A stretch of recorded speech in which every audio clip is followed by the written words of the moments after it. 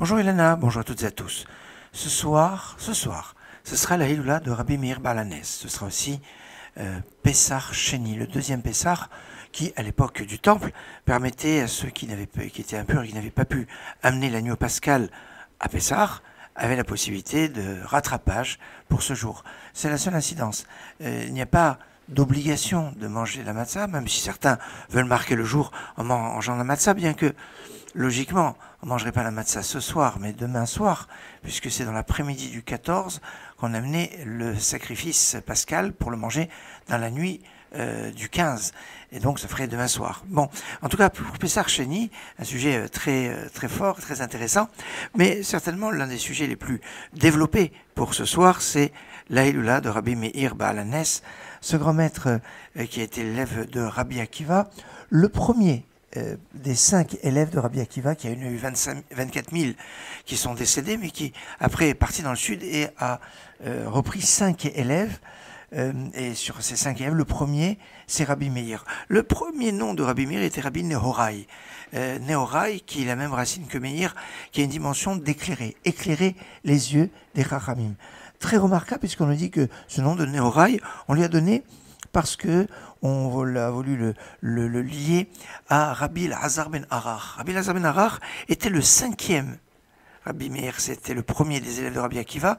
Rabbi Elazar ben Arar, on le voit dans la Mishnah des Pirkei Avot, était le 5e élève de Rabban Yochanan ben Zakkai, dont le premier était Rabbi Eliezer ben Urkanus, le deuxième Rabbi Yoshua ben Hanania, le troisième Rabbi aussi, et le dernier Rabbi Elazar ben Arar. On nous dit que Rabbi Elazar ben Arar était plus fort que tous les autres Chachamim de son époque, et c'était donc un très grand, et il était qui Mayan Amid Gaber, comme un fleuve, comme une source qui se développe et comme Rabbi Meir, qui avait cette force de développement.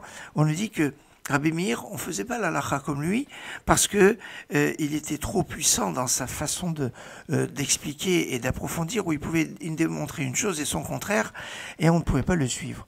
Remarquable parce que Rabbi Elazar ben Arar est très rarement mentionné dans la Mishnah, alors que Rabbi Meir, alors Stam Mishnah Rabbi Meiri, quand on a une Mishnah, un enseignement de la Mishnah qui est sans auteur, que Rabbi Yehuda écrit sans auteur, c'est qu'en fait l'auteur par défaut c'est Rabbi Meir, et donc et souvent la halakha est comme Stam Mishnah.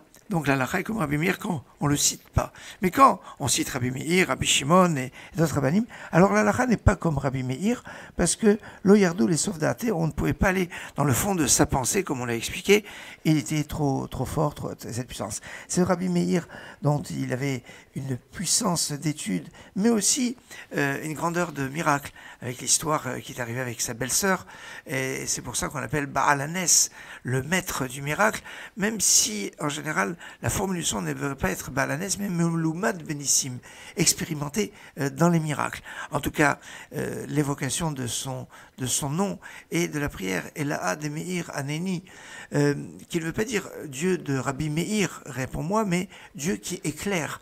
Et oui, Rabbi Meir ne se serait pas permis de dire de son vivant, d'attacher le nom de Dieu à son nom, puisqu'on dit que Dieu n'attache pas son nom à quelqu'un qui est vivant, parce qu'on ne sait pas ce qu'il peut devenir. C'est pour ça qu'on dit Eloké Avraham, Eloké Yitzhak, Eloké Yaakov, les dieux d'Abraham, Yitzhak et Yaakov, qui ne sont plus de ce monde. Mais on ne peut pas dire d'une personne qui est encore de ce monde.